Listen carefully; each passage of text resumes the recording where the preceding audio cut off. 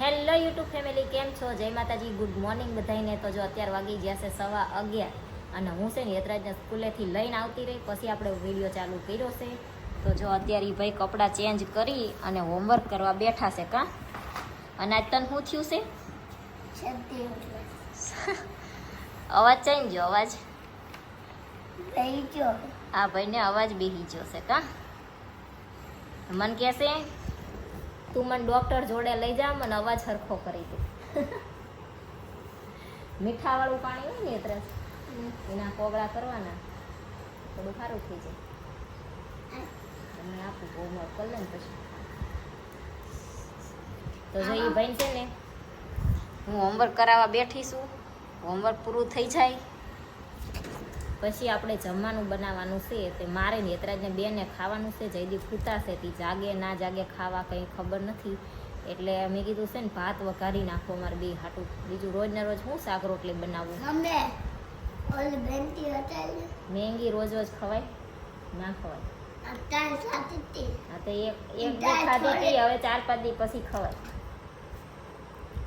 એ ભાઈને છે ને અમારે મેંગી ખાવી, ચારેક કાચી મેગી ખાવા બેસી જાય, પણ હું ના ખાવા દઉં, પછી પેટમાં દુખે ને એટલે. તો હવે છે ને ભાત વઘાર નાખવું મારી નેત્રજ હાટું, પછી આમ ખાઈ લેવું. શાક શું બનાવું એટલે ભાત વઘારીને ખાઈ લેવી. જયદીપને જો જમવાનું હોય તો પાસે એકલા ભાત વઘારેલા ના હાલે, પણ અમારે બેન ખાવાનું છે એટલે હાલશે. તો યતરાજનું હોમવર્ક પૂરું કરાવી દઉં, પછી આપણે ભાત વઘારીશું. જો આ ભાઈ છે ને હવે મીઠાવાળું પાણી લઈ કોગળા કરે છે. આમ કરા good good good good.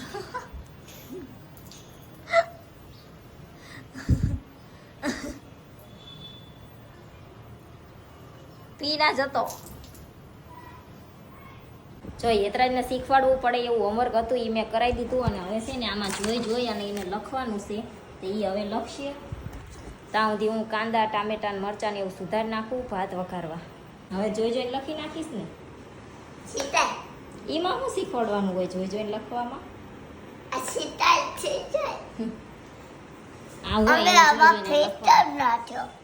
Fit ના કહેવાય, હારો કહેવાય. તો તરત થોડો થઈ જાય.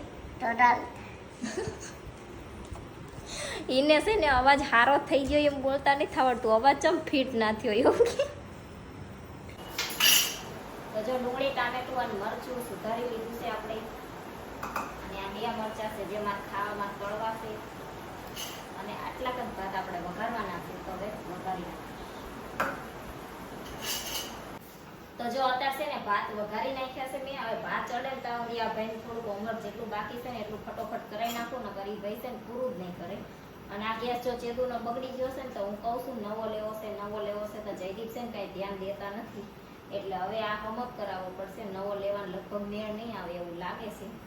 પણ એમાં છે ને વાંક એમનો નથી, વાંક મારો છે. કેમ કે મારે છે ને આ રસોડાના ટાઇલ્સ બધું ધોવું ને તે છૂટા પાણીએ ગેસ ધોવાની ટેવ છે.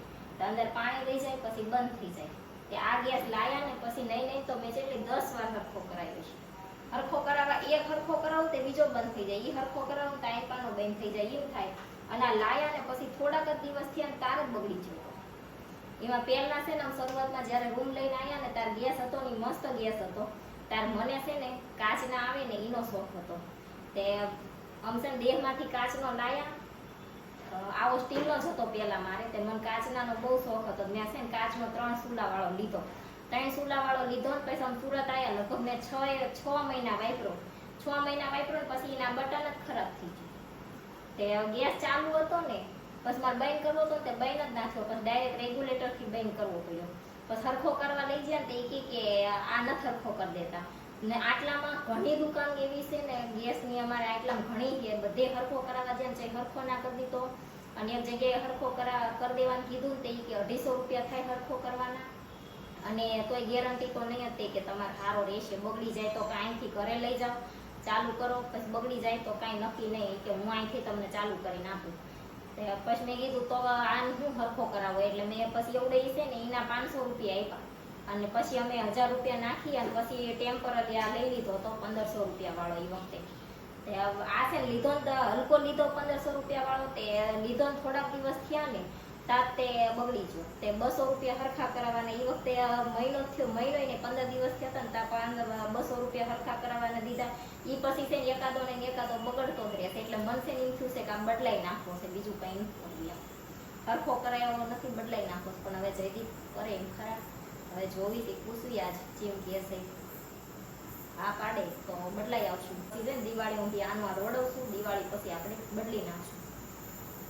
તો આમાં વાંક મારો છે એટલે બીજું કંઈ કહેવાય એવું છે નહીં. આ યેત્રા જે ક્રેક પેન્ટ પહેરે છે ને એ છે. જો આ પેન્ટ રહ્યું ને એ આખું સારું જ છે, આખું અહીંયા જોઈને ફાડી નાખ્યું છે. અને આ પેન્ટ હજી હમણાં જ પહેરવા કાઢ્યું છે. એ પેન્ટ તે જો આખું સારું છે, અહીંયા 2 બાંખા પાડી દીધા. ઈ છે ને ટીચણેથી શું કરતો હોય ને કોને ખબર, ટીચણેથી જ ફાટી જાય, બાકી આખા હારા ને હારા જ રહી. અત્યારે વાગી ગયા છે 6 અને હવે છે ને મારે બનાવવાનું છે રીંગણનું ભરથું. મેં છે ને પહેલાં રીંગણ અને ચોળી લીધું અને પછી જયદીપને પૂછ્યું કે રીંગણનું ચોળીનું શાક બનાવવું હાલશે. જો કે ખાતા તો નથી, પણ મને એમ થયું કદાચ હા પાડે તો બનાવી નાખું. એટલે મારે 2 શાક કરવાની. તો મેં કીધું રીંગણનું ભરથું નથી બનાવવું, રીંગણનું ભરથું મેં કીધું કાલ બનાવીશ. અત્યારે રીંગણનું ચોળીનું શાક બનાવી નાખું. તો એમને પૂછ્યું ને તારી મને શું કહેશે, એ કે રીંગણનું ચોળીનું શાક ના હોય. એ કે ના હોય ને. ખાધું છે કોઈ દી ખાધું છે? કોઈ દી ખાધું છે? એમને છે ને ચોળીનું શાક ભાવતું જ નથી. ચોળી ગુવાર એવું કાંઈ શાક નથી ભાવતું. એટલે છે ને તમને અમારા ઘરમાં મૂળ 4-5 જ શાક જોવા મળતા હશે રિપીટ કે આનું આ જ શાક છે, એનું એ જ શાક છે. પણ એમને એટલા જ શાક ભાવે છે, બીજા નથી ભાવતા. અને અમારે 2ને શાકમાં એવું છે, એમને ભાવે મને ના ભાવે, મને ભાવે એમને ના ભાવે. કારે કરતે 2 એકા બીજીનું ખાઈ લેવી એવું છે. એવું નથી કેવું છે કે રીંગણા હોય ને હા એ ખાલી રીંગણા હોય ને તો સારું લાગે, હા અને ખાલી સોય કરો ને તોય સારું લાગે. 2 મિક્સ કરીને હોય જાય હાથે કરીને શાકની પથારી કરી. શાકની પથારી કઈ ને જે થતું હોય એ થાય. રીંગણ ચોળીનું થાય, ગુવાર બટેકાનું થાય, ગુવાર ભીંડાનું ભીંડાનું ને બટેકાનું થાય. એમ કરતા અલગ ટેસ્ટ રહ્યો સારો મજા આવે. અને તમને ભાવે જેટલા શાક મને ભાવે બધા ભાયો મૂળ ગણી વીણીને 4-5 શાક ભાવે, એમાં બનાવું છું. તો હાલો હવે છે ને રીંગણનું ભરથું આપણે બનાવી નાખવી. તમને એમ થતું હશે કે આ 4-5 દિવસ બનાવે છે, પણ છે ને અમારે એવું થાય છે શાક છે ને મને કઠોળનું ભાવતું હોય ને તો એમને કઠોળનું ના ભાવતું હોય. પછી મગની દાળ ને ચણાની દાળ ને એવું હોય ને તો જયદીપ ખાઈ લે.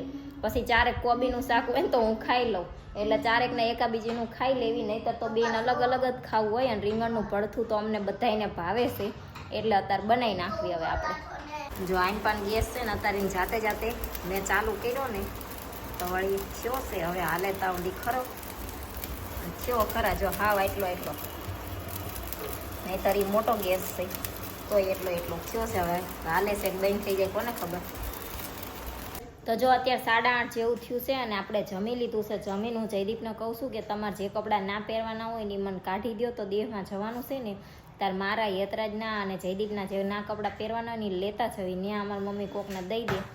ત્યાં યતરાજ જેવા નાના છોકરા અમારા ઘરની આ પડખે કે અમારા પપ્પા નોકરીએ જાય છે ત્યાંથી એક રહેશે તો એ પહેરે છે. તે મેં કીધું યતરાજના છે ને એમને દઈ દઈશું અને જયદીપના અને મારા જેને દેવા હોય ને દઈ દેશે. તો હવે જવાનું છે ને તો હારવાર લેતા જ આવી. એટલે બસ દિવાળીએ જવાનું થાય ને તારે થોડાક જ લઈ જવાના રહે જે પહેરવાના હોય.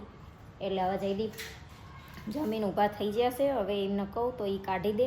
પછી છે ને હું મારા નવરી થઈ જાઉં. પછી મારા અને યતરાજના તે આપણે ગોતી લેશું જે ના પહેરવાના હોય. તો હવે આ સાથે જ આજનો વ્લોગ અહીંયા પૂરો કરવી છે. વ્લોગ તમને કેવો લાગ્યો કોમેન્ટમાં જરૂર કહેજો. વિડીયોને લાઈક કરજો, શેર કરજો, અમારી ચેનલ સબસ્ક્રાઈબ કરજો. જય માતાજી, ગુડ નાઇટ, બાય.